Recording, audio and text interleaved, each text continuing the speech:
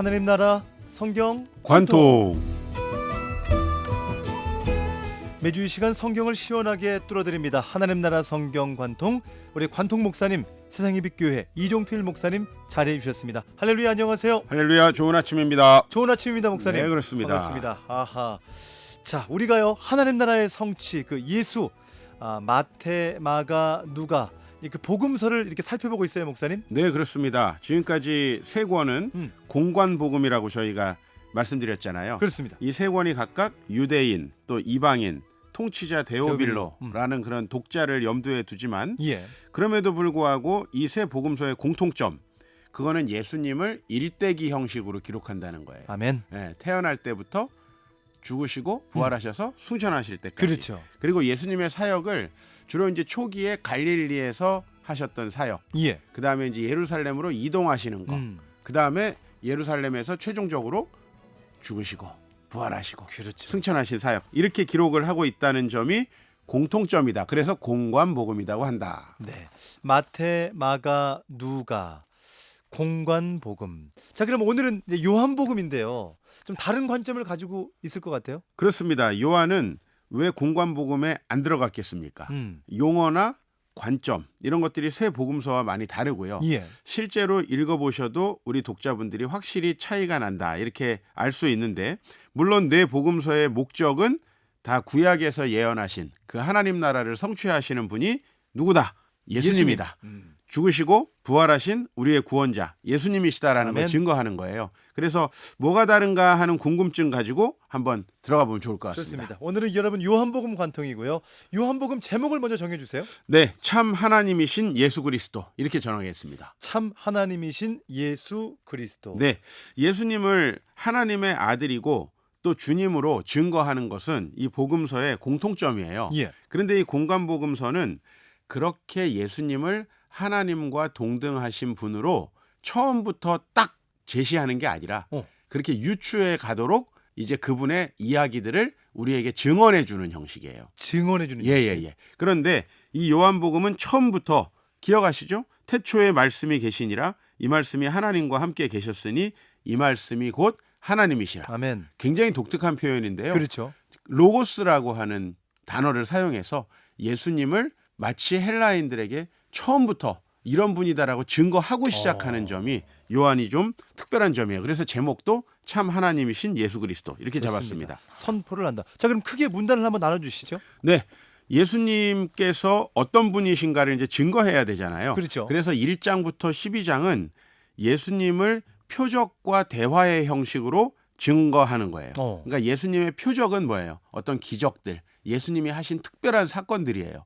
그 사건 이후에 예수님이 제자들과 혹은 유대인들과 대화하시는 장면으로 이렇게 앞부분이 구성되어 있고요. 예. 뒷부분은 이제 예수님이 세족시 가는 장면 있죠.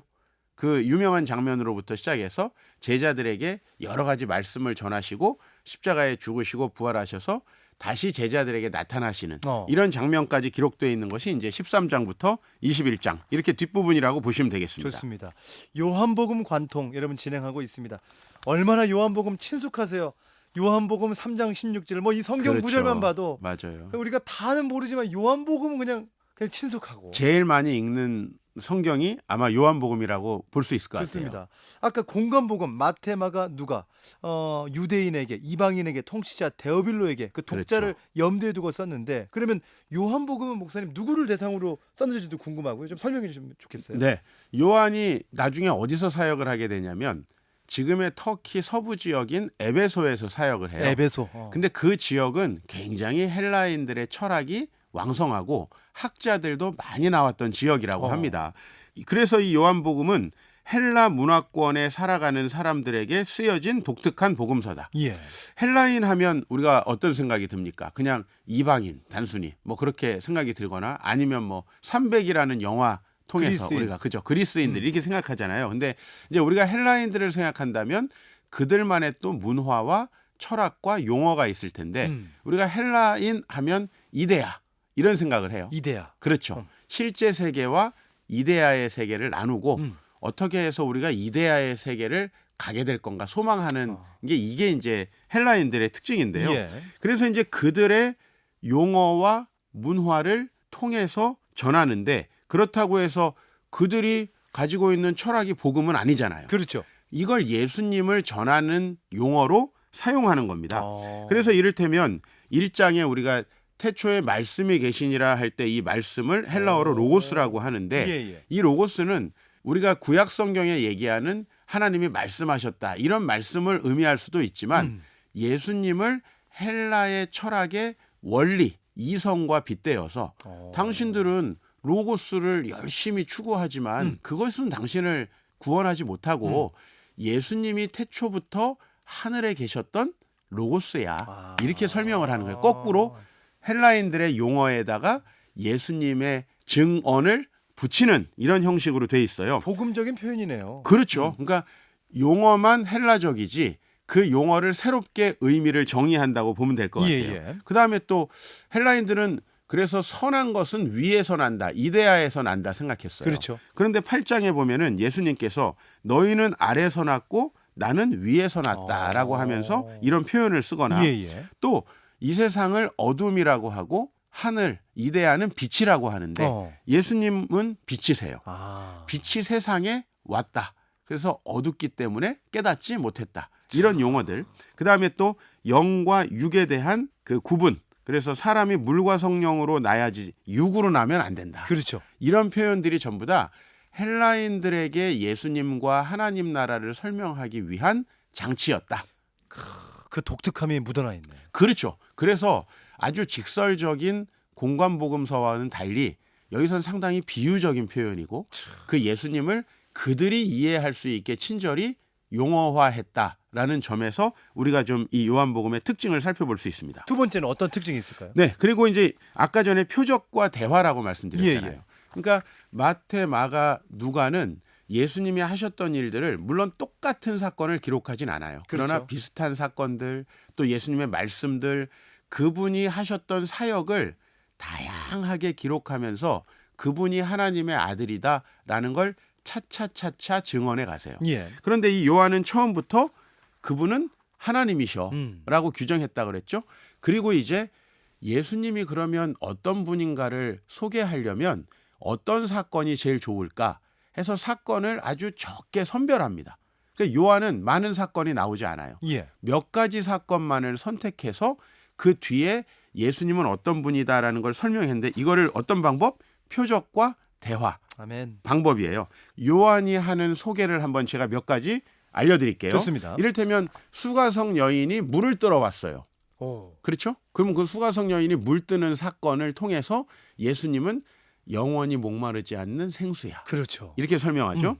그다음에 이제 오병이어의 사건 때 사람들이 야 이제 우리는 정말 떡을 먹을 수 있다. 그렇죠. 말하자면 이제 경제를 책임질 수 있는 왕이 생겼다. 이렇게 하고 있는데 예수님 뭐라 그러냐면 나는 생명의 떡이야. 영원한 떡이야. 이렇게 얘기하시는 거예요. 가늠하다가 밤에 현장에서 여인이 잡혀와요. 그 여인을 보내주고 제자들에게 뭐라고 하시냐면 나는 세상의 빛이야. 자, 그다음에 놀라운 사건 뭐예요? 나사로가 살아난 사건. 그 사건을 통해서 예수님이 나사로 살아난 거 보이니? 내가 진짜 부활이고 생명이야. 그리고 내가 길이고 진리고 생명이야. 이런 말씀을 전하는데 이게 바로 요한이 사건을 선정해서 예수님은 어떤 분인가를 아주 쉽게 전해주죠. 그래서 많은 독자들이 요한복음을 사랑하는 겁니다. 요한의 독특한 표현 방식 여러분 어떠세요? 우리 요한복음 많이 알잖아요. 많이 읽었고 그리고 친숙한데 오늘 이렇게 개괄적으로도 조명하니까 말 그대로 성경 관통이 진행되는 것 같고 목사님 그런데 요한복음에요. 누가 그러더라고요. 요한복음에는 명절이 그렇게 많이 나온대. 그렇습니다. 명절. 예, 이 부분이 참 특별한 부분인데 요한이 생각하기에는 예수님이 예루살렘에서 있었던 여러 가지 기적과 사건들이 중요했던 것 같아요. 예수님도 유대인이잖아요. 그러니까 1년에 3차 명절에 방문을 했을 거란 말이에요. 그런데 공관복음서에는 유대인들을 방문하고 예루살렘에서 명절을 지켰던 기사가 안 나와요. 그런데 오늘 이 요한복음에는 많이 나옵니다. 이를테면 우리가 베데스다 목가, 그다음에 유월절에 떡을 먹이신 사건, 그다음에 초막절에 그 배에서 생수의 강이 흘러나리라 이런 사건들은요. 맞아요. 없어요. 공관복음서에는. 그럼 요한은 이런 사건을 왜 기록했냐? 바로 안식일에 베데스다 목가의 환자를 고치면서 내가 바로 안식일을 온전케 하고 또 안식일은 우리 사람들을 회복시키고 치유하는 날이다. 이걸 보여주시는 거고요. 6월절 사건에 5천 명을 먹이세요. 그걸 통해서 진짜 생명의 양식을 먹이는 이가 나다. 그래서 심지어는 이 6장은 야, 그 떡을 먹으려고 하지 말고 나를 먹고 마셔라.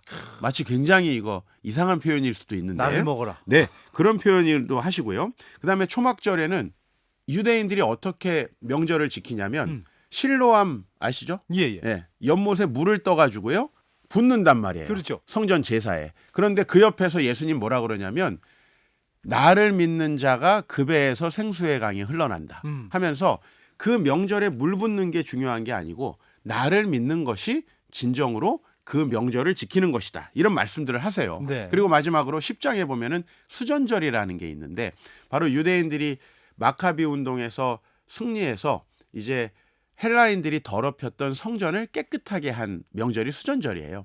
그 명절을 통해서 예수님이 자신을 증거하는 거예요. 그러니까 이렇게 명절에 대한 기술, 그리고 명절은 어디서 지켜요? 예루살렘에서. 예루살렘 이야기가 많이 나오는 게 또 요한복음의 특징이다. 이렇게 정리하면 될 것 같습니다. 명절에 대한 여러분 명절 좋습니다.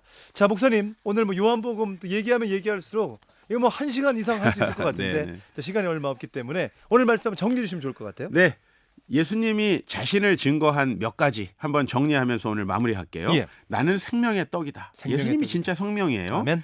나는 세상의 빛이다. 아멘. 예수님을 따라가야 우리가 빛된 삶을 삽니다. 예수님은 양의 문입니다. 우리는 그분을 들어갔다가 그분으로 나와야 되고요. 그분은 선한 목자고 부활이요 생명이고 진리요 생명이고 길이시고 아멘. 참 포도나무이십니다. 그분을 믿으면 참된 생명, 새로운 인생을 살아가게 됩니다. 우리 모두가 정말 그분이 어떤 분인지를 확인하고 말씀대로 그분을 믿어서 참된 생명을 얻는 또 이 한 주 되시기를 간절히 소망합니다. 네, 오늘 요한복음 관통 정말 참 목사님 설명을 정말 잘해 주셔서 아닙니다. 감사하고요. 말씀 들을 때마다 은혜가 되고. 목사님 광고가 있죠. 네. 극동방송이 썸머 스페셜을 진행합니다. 그렇죠. 7월 15일부터 이번엔 좀 길게 8월 30일까지 진행을 하는데 예. 우리 방송 가족들 아실 거예요. 이때는 어떻게 하면 좀 찬양을 많이 전해드려서 또 여름에 휴가 가신 분들 계시고 또 수련회 가신 분들 계시는데 그래서 저희가 한 7주, 6주, 7주 정도를 방학하게 됩니다. 네. 그 다음에 사도행전 관통으로 만나보게 될 거고요. 그렇습니다. 대신에 목사님이 좀 당부 말씀이 있다고요. 성도님들에게 이 여름을 좀 건강하게 나시면 좋겠다. 네, 휴가는 주님과 함께 이렇게 말씀드리고 싶은데요. 왜 그러냐면 사실 우리가 이 여름이면 여러 가지 육체적으로도 지치고 그렇죠. 또 한 해를 살아오다 보면은 이제 많은 힘든 일들도 있을 거예요. 그런데 이럴 때 사실은 우리의 육신을 방전시키는 그런 쉼보다는 정말 영혼을 채우는 그런 쉼으로, 특히 또 좋은 게 뭐예요? 교회마다 수련회 있죠. 그렇죠. 또 얼마나 많은 곳에서 말씀과 기도의 잔치가 벌어집니까? 맞습니다. 우리 모두가 우리 성경관통은 잠깐 쉬지만 또 각자의 교회와 또 삶의 영역에서 은혜 충만히 누리는 여름 되시기를 축복합니다. 그리고 여러분 유튜브에 가시면 네, 성경 관통이 그렇죠. 쭉 있어요. 예, 여러분은 이 방학 기간에 한 번 더 복습해 보시고 또 들어보시면 더 은혜가 될 것 같아요. 네, 제가 지난 주일에 어떤 교회에 말씀을 전하러 갔는데 문자가 왔어요.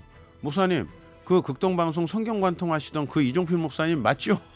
이렇게 왔어요. 그러면서 이분이 구약 끝에부터 듣기 시작했대요. 그런데 또 방학을 해서 그분한테 특별히 죄송하네요. 그러네요. 그런데 이 기회 동안에 유튜브에 들어가면 우리 창세기 그리고 그 이전에 했던 있어요. 16주 다 있으니까 한번 복습해 주시면 참 좋을 것 같습니다. 좋습니다.